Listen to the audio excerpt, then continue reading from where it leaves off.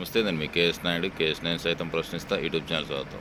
ఈరోజు హైకోర్టులో BNS rule 1 section మీద వాదోపవాదాలు జరగడం జరిగింది. దాంతో రాంగోపాల్ వర్మ నాకు తెలిసి ఈ సెక్షన్ సోషల్ మీడియా మీద ఒక విప్లవాత్మకమైన మార్పు తీసుకున్నది కూటమి ప్రభుత్వం. ఎందుకంటే సోషల్ మీడియాలో అసభ్యకరమైనటువంటి పోస్టులు, వీడియోలు ఎడిటింగ్ చేసి పెట్టడం అనేది చట్టరీత్యా నేరం. ఎందుకంటే ఒక వ్యక్తి యొక్క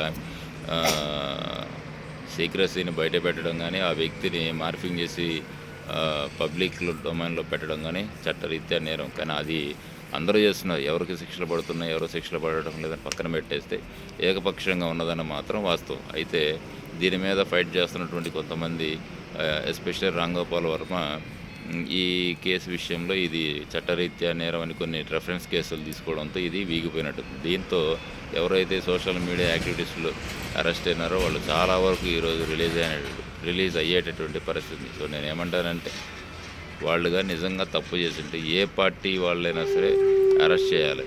కరెక్ట్ అయినటువంటి సెక్షన్ కింద వాళ్ళు చేసినటువంటి క్రైమ్ని దృష్టిలో పెట్టుకొని పక్షపాతం కాకుండా, ఏకపక్షం కాకుండా ఎవరైనా సరే తప్పు చేస్తే శిక్షించే విధంగా తీసుకుంటే అది బాగుంటుంది తప్ప ఏకపక్షంగా పోవడం లేదంటే ప్రజల్లో ఒక చెడు సంకేతం పోతుంది. ఎందుకంటే